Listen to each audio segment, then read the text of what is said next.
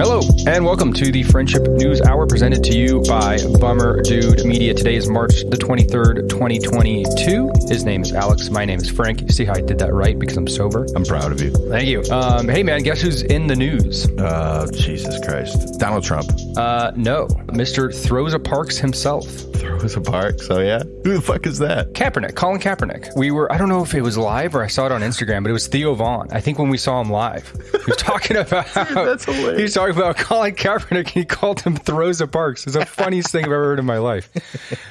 Have you seen he's working out with some wide receivers in the NFL now? Yeah, he was working out with Justin Fields, the Bears quarterback, this week too. God, I hope more than anything somebody gives him a chance. Yeah, fuck yeah, dude. With some of the people getting deals, Kirk Cousins getting the huge deal he just got in Minnesota. Come on now. I've long maintained that it's been at best wildly unfair that Colin Kaepernick has not had an NFL job. And at worst, it's been like the most egregious example of blacklisting based off somebody's views on humanity that I've ever seen in my life.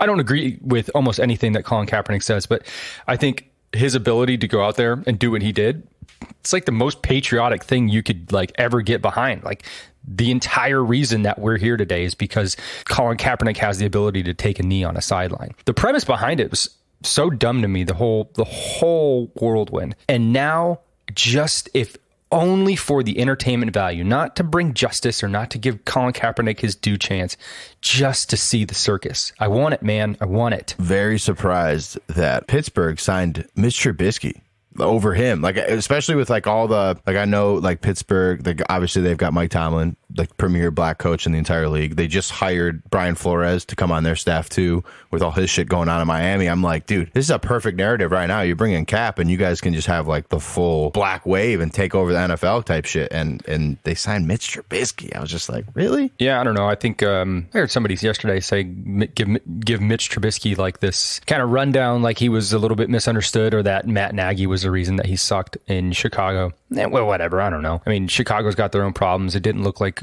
Mitch Trubisky was an awesome quarterback. Yeah, I watched a lot of Bears games, bro, because they always black out all the other fucking games here in Chicago. And I mean, dude, the year that Matt Nagy won Coach of the Year is when they went to the playoffs that year. And he had a decent season, but he still had a lot of flaws. And as it continued to go on and people started to figure out Nagy's like coaching schemes, Mitch got really exposed. So I mean, I don't know if Andy Nagy is the best coach in the world, but I think Mitch Trubisky is not. I think he got extremely exposed, and maybe like it was just a bad relationship, and it went on longer than it should have. But I was really surprised by Pittsburgh choosing him. I mean, basically, it's between him and Dwayne Haskins. Those are your quarterback options, really? Two failed quarterbacks. Baker Mayfield. You think he would do that? Oh, he hates the Browns now. Maybe he would. Why not? That's jump. That's going Michigan to Ohio State, though. That's a big jump, man. I think Baker Mayfield gets a terrible rap. I don't think he's nearly as bad of a quarterback as people says he is. You think so? Yeah, I really do. I mean, he had a tough go of it last year. He was very clearly injured the entire season. Yeah. And he toughed it out. I don't know. I like the guy. Maybe he's not, the truth, the light in the way, and he's going to lead you to Super Bowl, but he's not that bad. But anyway, I mean, getting back to Colin Kaepernick, it's been 6 years now since he's been in the league.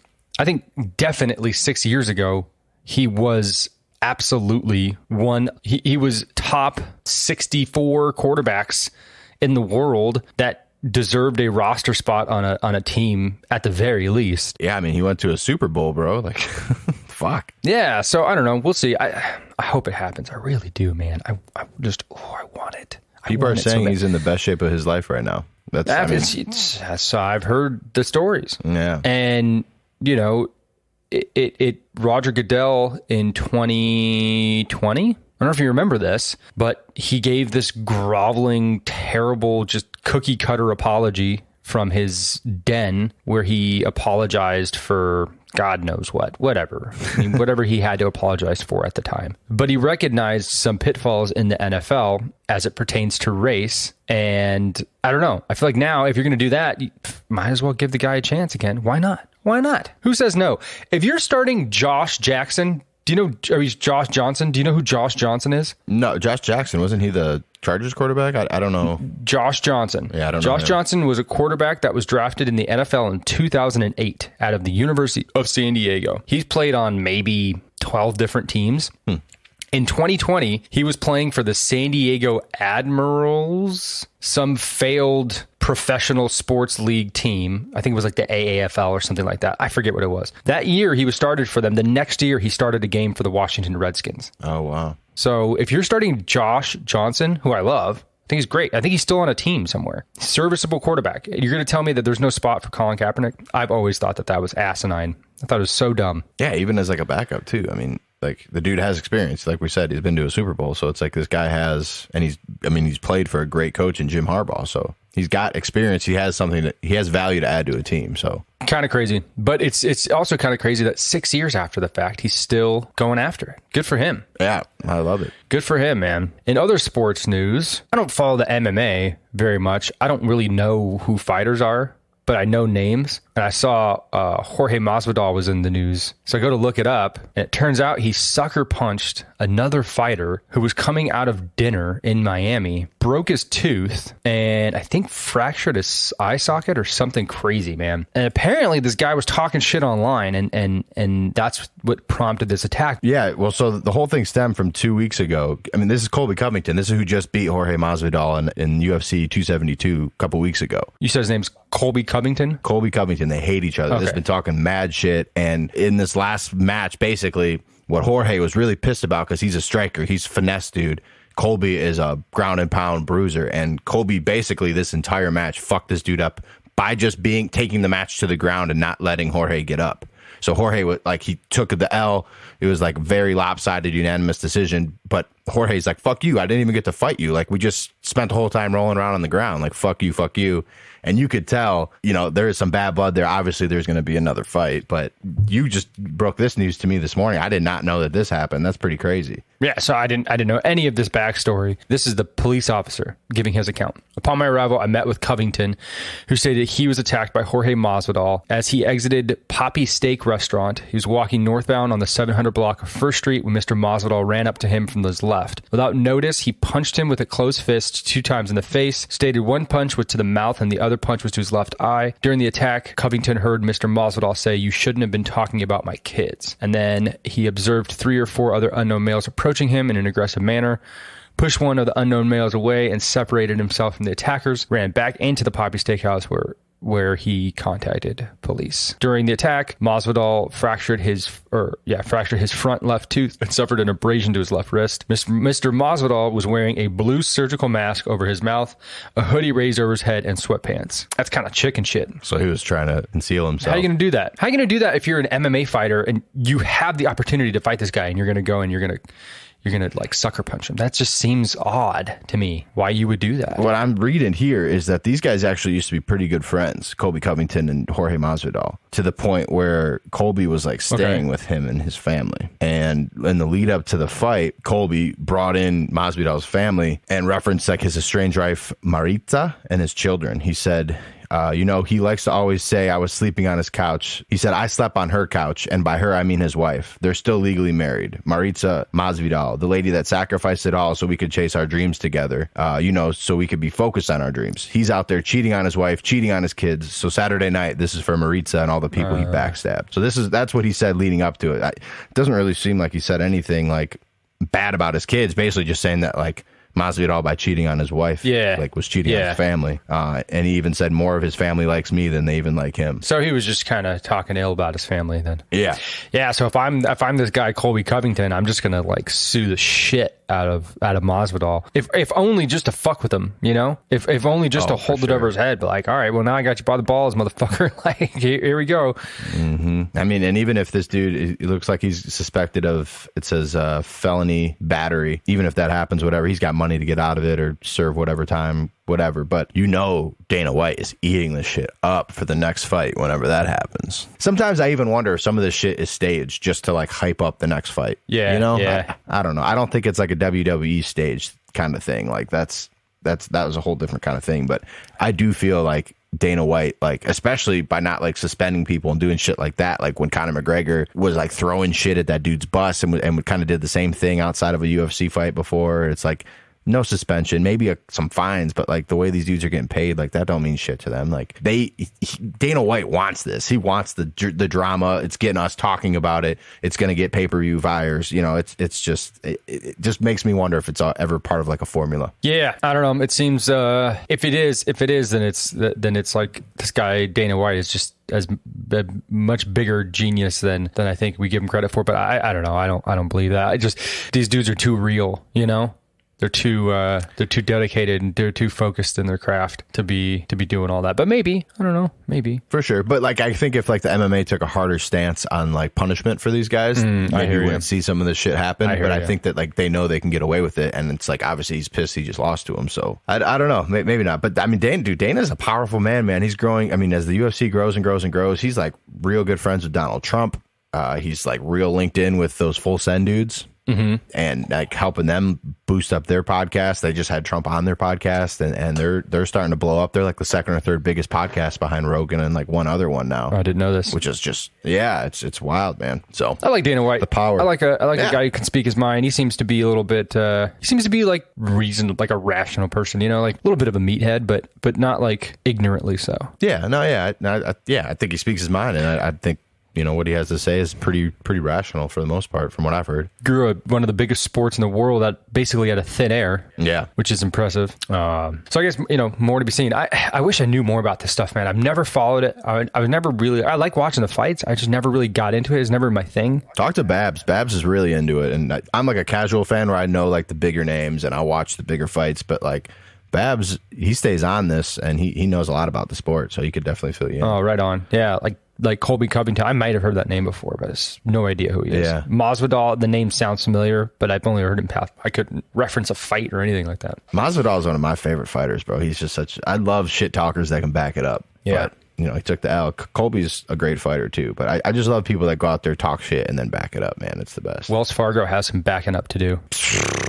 They're in some trouble, man. Yeah, they are. I saw this study that came out this week, and it basically, dude, it threw them under the bus hard. I mean, and maybe they threw themselves under the bus hard. I don't really know, but basically, over the last couple years with everything that happened with the pandemic and with mortgage rates crashing, like a lot of people wanted to refinance their house, rightfully so, you know, kind of get a fresh start on their mortgage, take advantage of these rates, you know, maybe make that monthly payment a bit smaller. A lot of people were refinancing the past 2 years. And some numbers came out this past week through a Bloomberg article that was looking at the Home Mortgage Disclosure Act from like 2020. And it has data from 8 million completed applications of people that were trying to refinance. And the entire pool, which is like all the other lenders like JP Morgan, Chase, Fifth Third Bank, Loan Depot, all these kind of places, shows that 87% of white people that applied to refinance their house were approved. 85% of Asians were approved. 79% of Hispanics were approved, and 71% of black people were approved. So these are applications for refinances that got approved from all lenders who are not Wells Fargo. Correct. Okay. Now, if we flip this data to Wells Fargo, we see that 72% of white people were approved, 67% of Asian people were approved, 53% for Hispanics, and only 47% for blacks. And that has caused an uproar, a huge uproar, because obviously it's showing that Wells Fargo is a lot more stringent in who they approve, as you see with white people it was 72%, and that was on the low end of all other lenders, with black people at 71%. But it's got a lot of people scratching their heads. It's brought in some lawsuits already as well. It's kind of really discouraging, man, because you see, you know, we talk about all the time where, you know, the best way for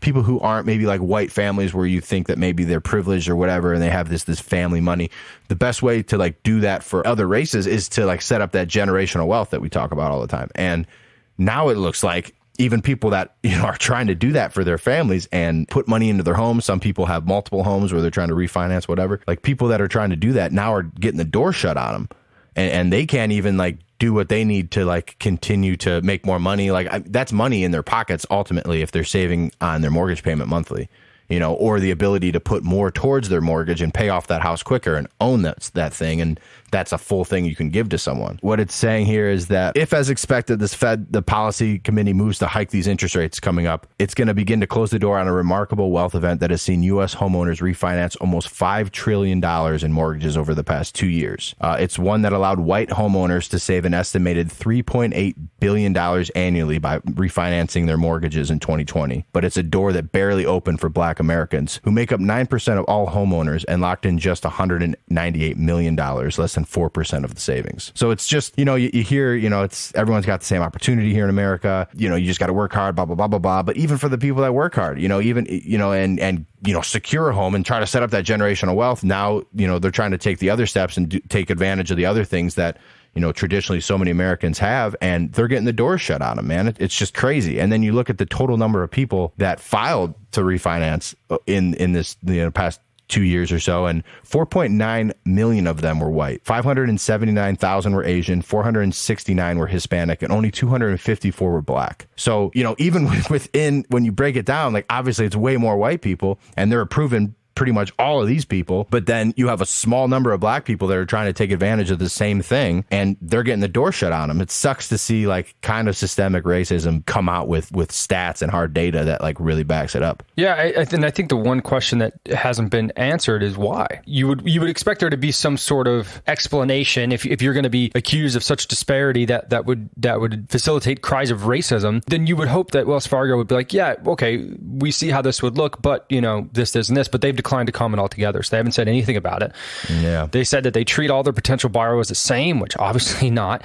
And then if they're, and they said they're more selective than other lenders, which is true, right? Like they even every statistical category that this Bloomberg report had found, Wells Fargo accepted less in every category, but like way less with black people, like way less. If you look at all the other lenders kind of broken down, JP Morgan Chase accepted 81% of refinancing applications for people who identified as black. Bank of America approved 66%, and Rocket Mortgage approved 79%. So this seems to be a Wells Fargo issue, and nobody's really commenting on why that is. Lawsuits have been brought up, and so they're going to have to answer for what the hell's going on, for sure. Yeah, man. And like you said, this is an opportunity, like a grand opportunity to, get a step up and take advantage of the monetary policy that the United States has had for quite a while, but especially during the pandemic.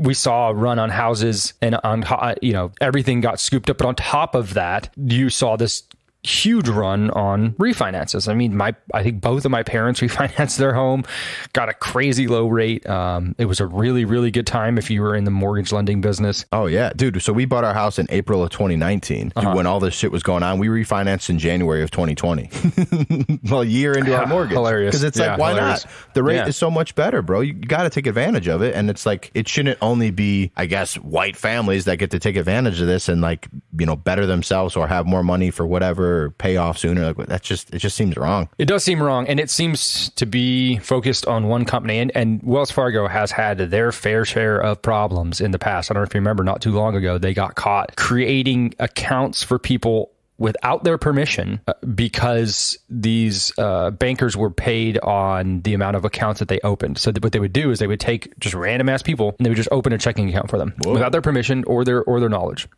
And this was done systemically. This was throughout the entire company. And people would go in and they would find these accounts with their names on them. Like, I did not open this account. What the fuck? And then, this became such a big issue that there was an investigation and Wells Fargo got fined. And I forget what the punishment was exactly, but they've had a terrible run the past like 10, 15 years. It's just been a not well run bank at all. This story, although it, kind of alarming, it's not surprising to me that it's Wells Fargo. It wouldn't be surprising if it was any bank, honestly, but Wells Fargo is like, yeah, kind of is on brand a little bit. Yeah. And the case study that in this Bloomberg article, it references a man named Mouse Ricard III. And he basically, in February 2022, tried to refinance his 4-bedroom colonial in a suburb of Atlanta. The dude is a Microsoft engineer. He's married to a doctor, and he has a credit score north of 800. And the bank told him no. And they kind of like stalled him. And then basically what Wells Fargo said is that perhaps the area is not eligible. They wouldn't even give him a hard answer, but they based it on the area that he lived in and said if they were going to do it, he was going to have to pay a higher 4.5% rate, even though the reserve was at like historic lows. I think it like got down to like 1.9 at one point, or like 2.0. Like it was super, super low. And they're telling him he's going to have to pay over double. So it's just like, that's just not a good look, man. Yeah, not a good look. Now we're discriminating based on area. Like it's wild to me for this kind of stuff, man. It is wild. You touched on the signal of the Federal Reserve to raise rates. This has been pretty well known.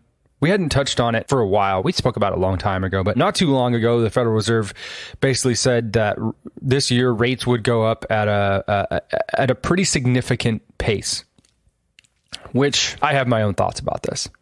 We knew at least a year ago that inflation wasn't quote unquote transitory. This is what we were told by the Biden administration when they took office in January 2021. And as prices started to go up immediately. And then they passed another $1.9 trillion spending bill. And I was like, oh shit, here we go again. This is another spending bill on top of the most spending we've ever done in the pandemic year of 2020. Everything is hot right now. I mean, we talked about the meme stocks and people just being able to throw money at anything. Well, when you infuse the economy with so much cash, you print so much money, and you don't have the resources to back up the spending power that you've just created, then you're going to get inflation. This is basic principle stuff. But we were told repeatedly that this wasn't something that we needed to worry about, and that it was transitory, and that it wasn't going to be an issue, and that it's kind of on par with historical rates of inflation. And then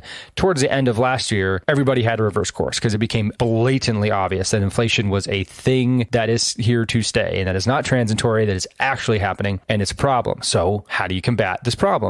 Well, you batten down the hatches and you say, we're not going to provide money at a rate that is so ridiculously low that anybody could borrow with a reasonable rate of return, right? Like you can borrow at 1.9%, knowing that you're going to get 5% of that money. You're going to borrow that money all day. You're not going to take your cash out of your assets to invest. You're going to borrow that money, and then you're going to get that return, and you're going to be okay with that return because you're not using your money. And that is how an economy grows very steadily. Now, our economy is not bad. High inflation doesn't mean the economy is bad. In this case, it means it's too good. And it means that the response to the buying power that was created is too slow to meet the demand. And so then the prices go up because there's more people wanting to buy things than there are things. So now the Fed is saying we have to raise these rates, because if we don't raise these rates and we allow for money to be too cheap, that means too many people are going to borrow. In my opinion, too many people have borrowed. And if too many people are going to borrow, that's just going to take the economy even further upwards.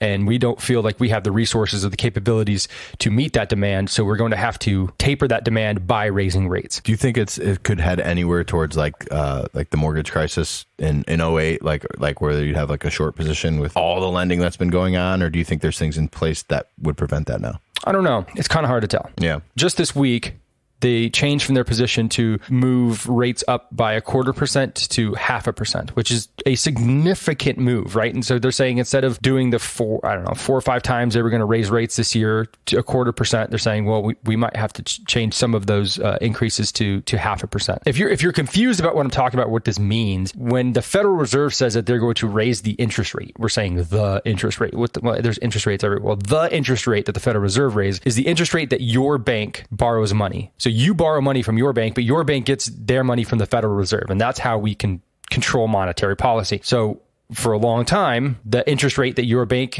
was able to borrow money at was next to zero, which is not good, because that means that people will just take on insane amounts of debts because the payback is almost nothing. The more you increase that rate, the more expensive everything gets, because the more expensive it gets to borrow money. And if people are borrowing less money, that means the economy grows at a slower rate, which is kind of the point here. But then you have to say, well, do we trust these people to do it, to raise these rates so significantly in such a short amount of time that it's not going to shrink the economy so much that then we fall into recession categories, right? Like then we start saying, well, if the economy is not growing as much, and then people begin to batten down the hatches in their own household and from a very small micro perspective begin to stop borrowing and spending money, well then, yeah, you're correcting the issue, but are you going to overcorrect it? And I think that's the concern that people have, is are you going to overcorrect it so much that people are going to feel like we're going to be heading towards a recession, so they start to shelter their finances, they start to shelter their buying behavior. Right, because I get what's happening now, because we have supply and demand. Like there's a shortage of car companies and chips to make cars, so the used car market's going crazy. Those prices are super inflated. There's a shortage of wood, so instead of people trying to build houses, they're trying to buy houses. But it's like when all of production catches up, eventually it's going to happen at some point. We're going to get back on track with chips and wood and all these other things. Like I would think at some point that our importing will get back to somewhat normal.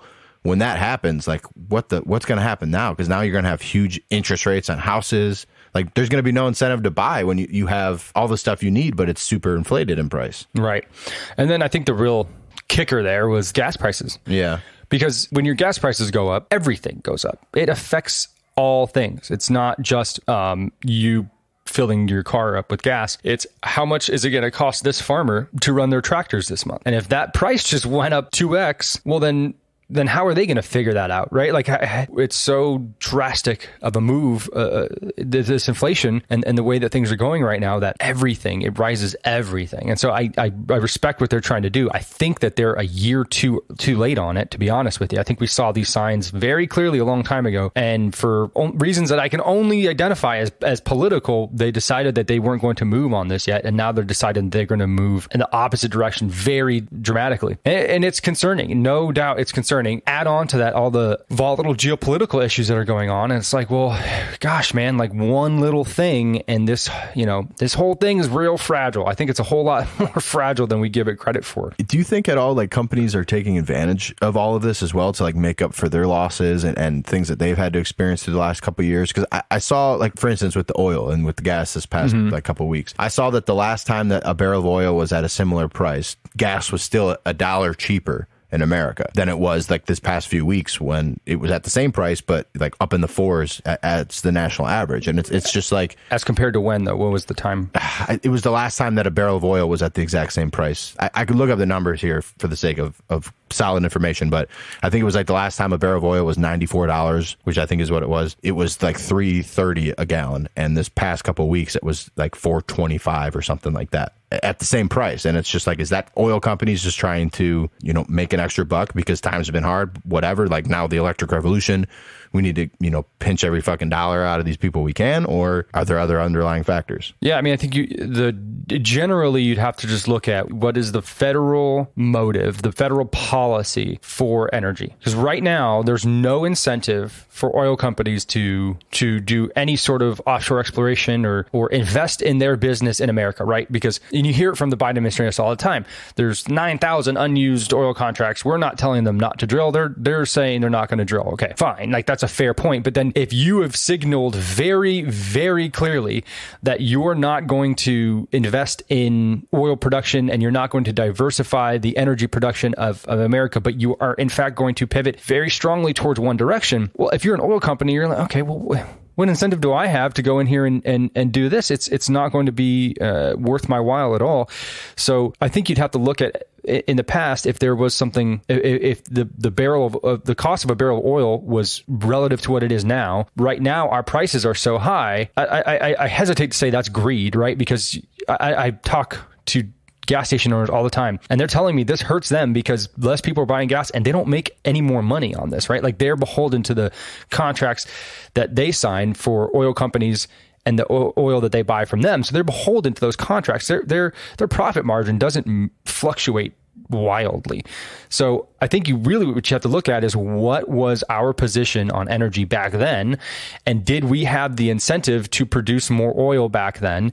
And if we did, then you can supplement or you can reduce the higher costs of oil that you're importing, and the cost on the American consumer is much less. So and that's kind of a generic answer, but I think if you're looking at it from a macro level, that's the only way I could see that, because like I don't want to discount corporate greed, but at the same time, these people, they're not saying, oh yeah, we lost a bunch of money in 2020 and these prices are going up, so we're really just gonna screw the consumer. That's not how it works. I gotcha. And just to back up with the info, I was saying this. So February of this year, February 13th, oil was at $96 a barrel. Gas was $3.62 a gallon. On the 14th of March, it was at the same price, $96 a barrel, but gas, the national average was $4.31. So that's from Bloomberg. That's the source there. So this was also a tweet from President Joe Biden. So, I'm sure maybe some of this is skewed in a way to make him look better, but it showed, this chart that it's showing here, you can go right up on his page. This is from March 16th. It shows basically a big spike right as this Russia-Ukraine shit started popping off towards the beginning of March, where it peaks for both oil and gas prices on like the 9th of March. And after the 9th, crude oil price drops significantly back down to about 96 a barrel, where it was kind of before, and has been like this entire year. Yet the gasoline price remained high. So that's the only thing. It's just like, if it is, if it's all kind of the same kind of thing, and these looking at this chart, they have been right in line with each other this entire time, and it seems like now it is not going, the gasoline price is not going down, although crude oil has. So it's just kind of, it does make you question these companies if they're just trying to make up for lost margins, or looking ahead for the future, or if there's more at play here, like you were saying. Yeah, I'd have to look more into that and see, kind of what that all means. But, I'm not like I said, I'm not discounting corporate greed, and I certainly would be, it would be disingenuous for me to say that wouldn't play a part into this. But at the same time, I think that there's a lot of evidence to support the fact that the United States has been hostile towards fossil fuel production, for better or worse, and they've provided no incentive to do anything other than invest in green energy. But up until now, that's seen as something that's good until matters. So I think really the answer here is just a much more robust and diverse energy portfolio. And that also means taking a very, very hard look at why we're not producing nuclear energy. Who are we relying on for that right now? Do you know? What, nuclear energy? Yeah, or are we we're disassembling all of the nuclear plants in America. So we're just getting rid of it? Because I know like Germany they did the same and got rid of all their plants, but now they pull all their nuclear energy from Russia. So we're not doing something similar? If they pull energy from Russia, I don't know that it's all nuclear, but that would just be how Russia does it. We don't import nuclear energy.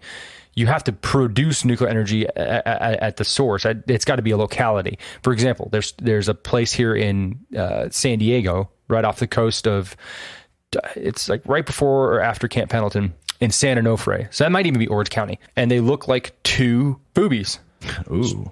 Two domes, and they have little nipples on the top of them. And it's a nuclear plant. It's a nuclear reactor right on the ocean, so they can cool it with water. And that had previously sent a ton of energy to the grid of Southern California. They are in the process of dismantling that and every single other nuclear plant in America. I think there's 2 active ones right now, out of fear of what the ramifications could be in a worst case scenario, which I get, and we should definitely consider that. But I think we can manage that kind of volatility, and it's the only answer towards true, clean, emission-free energy. It really is. The fact that we're not exploring it heavy enough, or that we're deciding to go the opposite direction in energy, it just does not make sense to me at all. It seems to be the most counterintuitive thing that we can do as a nation if our goal is to go green, right? If carbon emissions are our number one issue and we're doing away with the only source of energy that we know we can contain the waste, it just boggles my mind. It's like,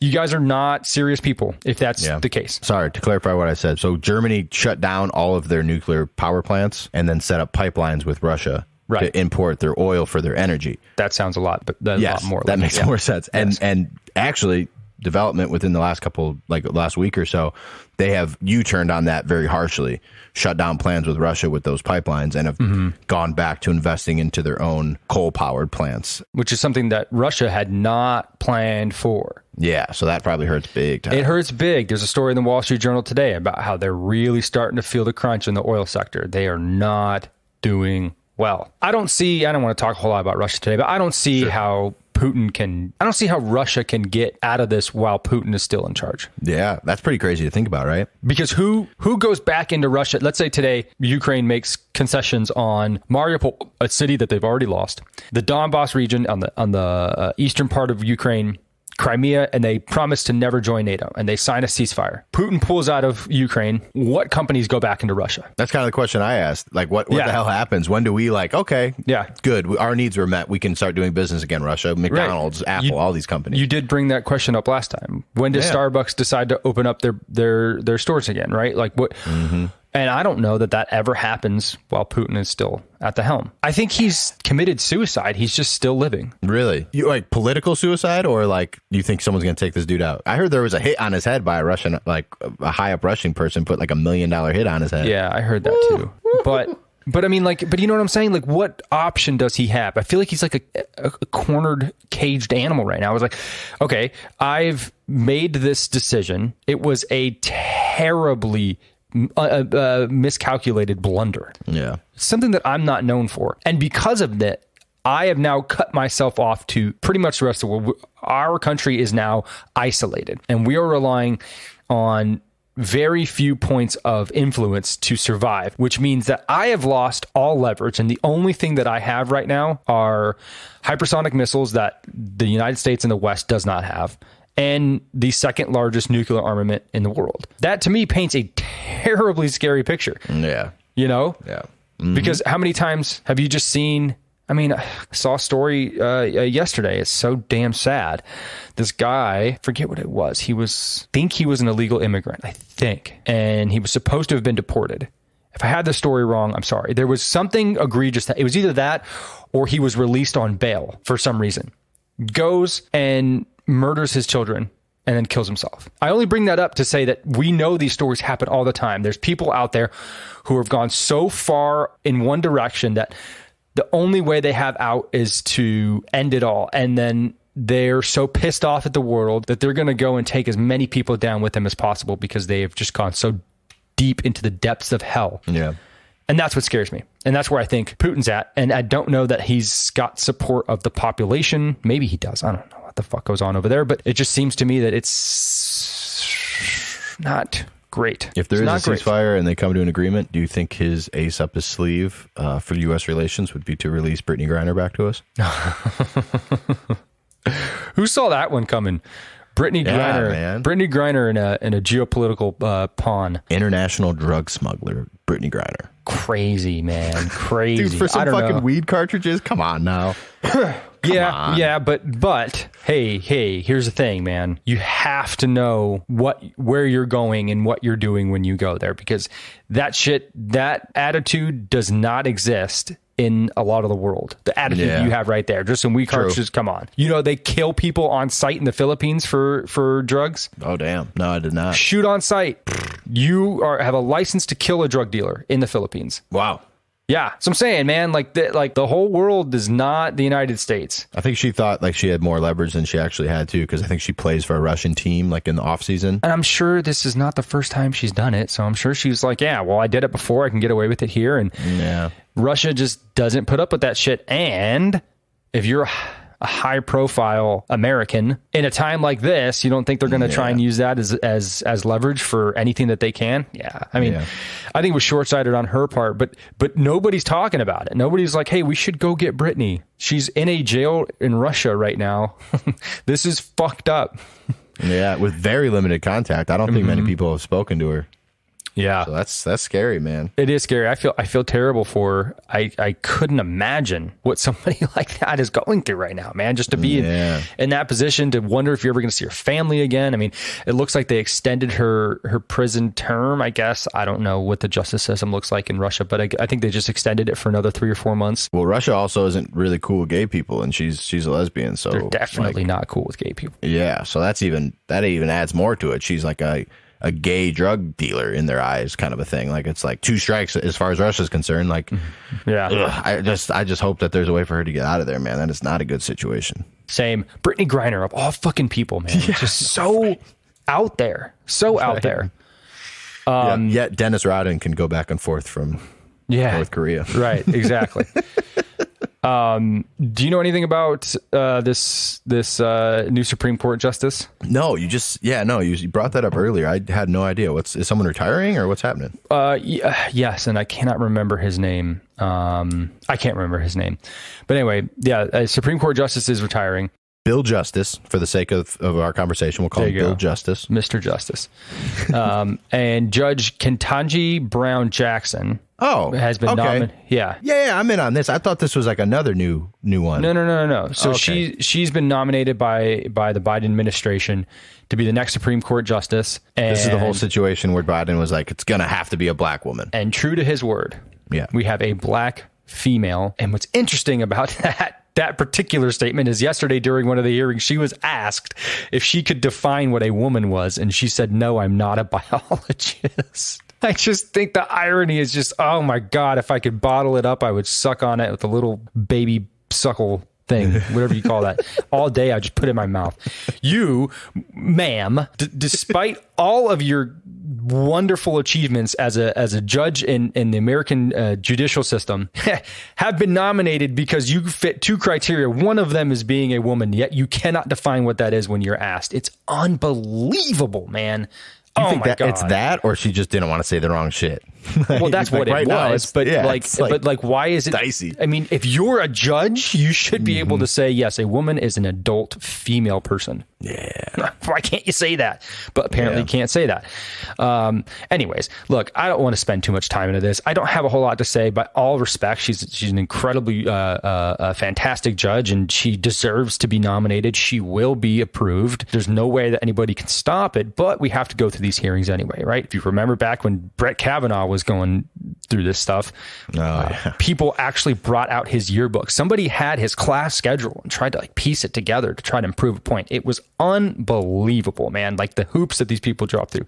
Anyways, there's not a whole lot we can say about this this judge, but there was something that came out yesterday, and I thought it was interesting enough to share. So I want to play this for you guys. This is Senator Josh Hawley from state of Missouri, and he is going to question Judge Brown here on her record of sentencing for convicted, I guess we wouldn't call them pedophiles, but people who have been convicted of possessing child pornography. Here are, I hope, in the next couple of days, some of the cases from your time on the court, the district court, the federal district court, that I hope that we can talk about. Let me just run through a few of them so you know exactly which ones I mean. United States versus Hawkins. This was a child pornography case where the defendant distributed multiple images of child porn, possessed dozens more, including videos. The federal sentencing guidelines recommended a sentence of 97 to 121 months in prison. Prosecutors recommended 24 months in prison. Judge Jackson gave the defendant 3 months in prison. United States versus Chazen. That case, the defendant possessed 48 files of child pornography. The federal guidelines recommended 78 to 97 months in prison. The prosecutor recommended the same. Judge Jackson sentenced him to 28 months. United States versus Cooper. There, the defendant possessed dozens of images of child pornography and distributed dozens of images of child pornography, possessed over 600. The federal guidelines recommended 151 to 188 months in prison. That's a long time. The prosecutor recommended 72 months. Judge Jackson gave the defendant 60 months, which was the lowest sentence permitted by the law. It goes on. I think he covers 7 cases like that, where there's the federal guidelines, there's the prosecutor's recommendation. And then in those cases, the sentencing was lower than what the prosecutor recommended. And then this next clip is her response to allegations that she's soft on convicted child pornography abusers, I guess, whoever you'd call those people. As you said, the guideline was based originally on a statutory scheme and on directives, specific directives by Congress at a time in which more serious child pornography offenders were identified based on the volume, based on the number of photographs that they received in the mail. And that made total sense before, when we didn't have the internet, when we didn't have distribution. But the way that the guideline is now structured, based on that set of circumstances, is leading to extreme disparities in the system, because it's so easy for people to get volumes of this kind of material now by computers. So it's not doing the work of differentiating who is a more serious offender in the way that it used to. So the commission has taken that into account, and perhaps even more importantly, courts are adjusting their sentences in order to account for the changed circumstances. Do you understand what she's saying there? She's saying it's easier to get child porn these days, so you don't know if the person actually is a more egregious sex offender, or if they just have more access to more of this shit. Yeah, more or less. Like back in the day when the statutory guidelines were written for child pornography possession, it was under the assumption that you were gathering these materials in a hard copy form, right? So if you can get them in the mail or whatever, if you had 600 photos of underage, children being abused, in that case, it's an incredibly egregious crime. But if you were able to be in possession of 600 digital copies of the same thing, it's a less egregious crime. And the way that the statutory limits are written today, it doesn't allow for the differentiation of somebody who's a very serious, quote unquote, very serious offender of possession of child pornography versus somebody who was just kind of curious, I guess, or had the ability to look in dark places on the web and find these things, and then they were in possession of them. I kind of see what she's saying. I do kind of see what she's saying for that. But like before, if you had 600 pictures of kids, you saw, like, you gathered that intel, and it was not easy to get. Like, the internet was not around, or at least in the way that it is now, bro. Now you could log into Pornhub and type in, teen minor, whatever the fuck you want, and a million videos will pop up. Oh, could you, Al? It's fucking disgusting. Not that I know. Honestly, I wouldn't be looking at that shit. I swear to God. I'm just messing with you. But I'm just saying, it's so much more accessible where it's like, I do see what she's saying. So I don't know. I don't know if that's that egregious. I get her point, but I would hate to be in the position of defending being soft on child pornography possession. I don't ever want to be in that position, especially if I'm being nominated for the Supreme Court. It's the only thing that came out of it. I don't think this is a reflection on her ability to be a fantastic judge. I think she's proven that she can. I just thought it was interesting that there's this leniency towards it, or the ability to see through the statutory limits and say, like, okay, like one of the cases with like an 18-year-old kid who had, I don't know, videos and pictures or whatever, and he was saying, and the judge or the defense of this kid, this 18-year-old kid, showed like the diplomas and all the achievements and all the things that this person has done, and said, listen, this was a person who decided that they were going to go down a road that they should not have. They are very sorry. They were curious more than anything, but they're not a pedophile, this, that, and the other. And I can respect somebody who takes a hardline stance and says, no, you're a pedophile. You're looking for child pornography. I've been curious in my life. I have never looked for kids being abused. Like, that's never been something that I've ever wanted to see or pursue. And if you're in that position in the first place, I think, well, maybe you say he's not a pedophile, and I understand that he's, there's a whole bunch of other things that prove that he's a decent, upstanding human being.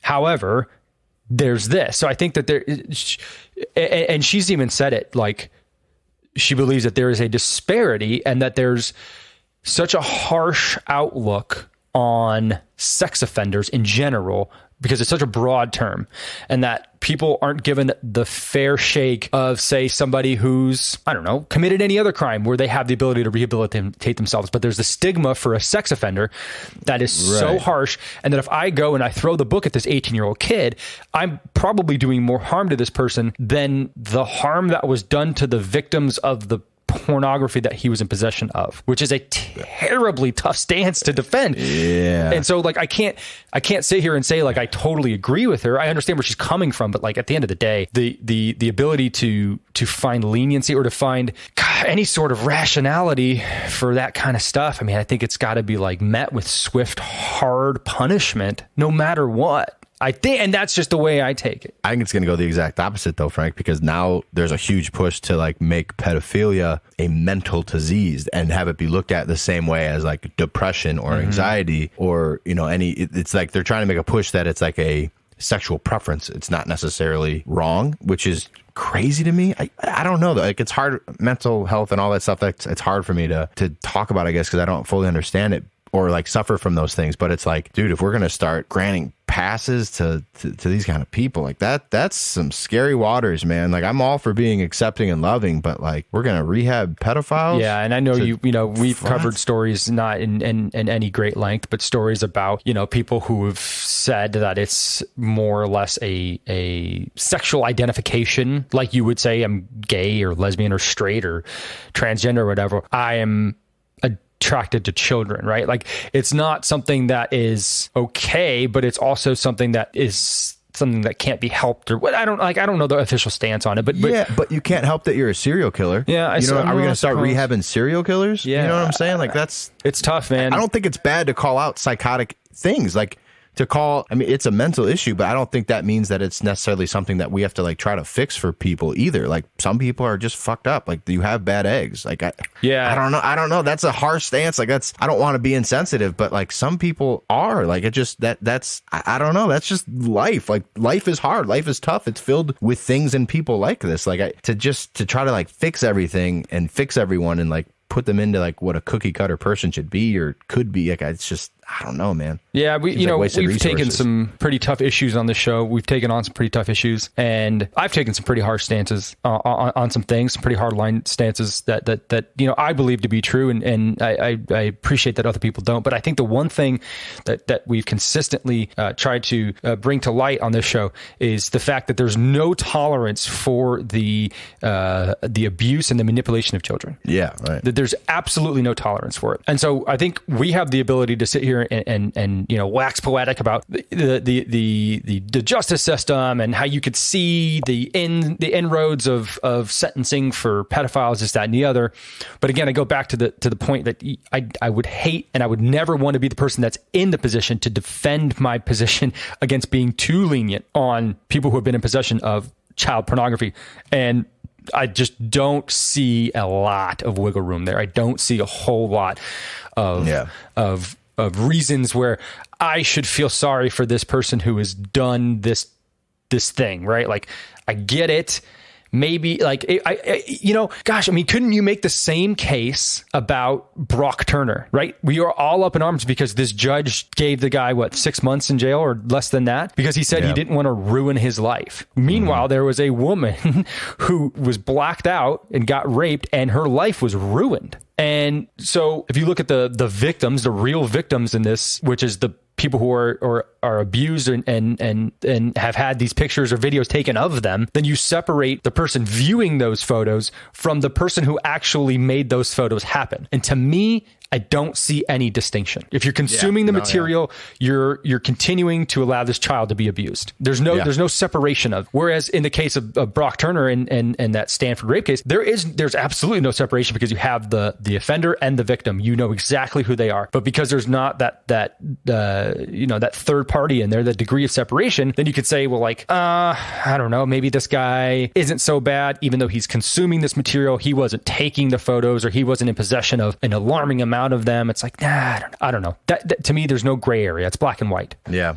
No, I hear you. No, I hear you. Got breaking sports news for you real quick before we get out of here. And Sarah had to leave, so Walter has joined us for the last little chunk here. Is Walter signing with the Detroit Lions? That'd be sick. That'd be terrible for your actual sports career, buddy, but I'd be pumped. The Chiefs have traded 6-time Pro Bowl wide receiver Tyreek Hill to the Miami Dolphins for 5 draft picks, including a 2022 first round, which is the number 29 pick, a second round pick, number 50, a 4th round pick, and a 4th and a 6th in the 2023 draft. So basically 5 picks over the next 2 years. Jesus, for Tyreek Hill? That's a shocking move to me, man. I don't know who the fuck, Juju Smith-Schuster is not filling Tyreek Hill's shoes. Like, that's an elite receiver in the NFL, man. I cannot believe they let him walk. That's wild, man. That's insane. Yeah, very crazy. What also is insanely cool, I guess is what I should say.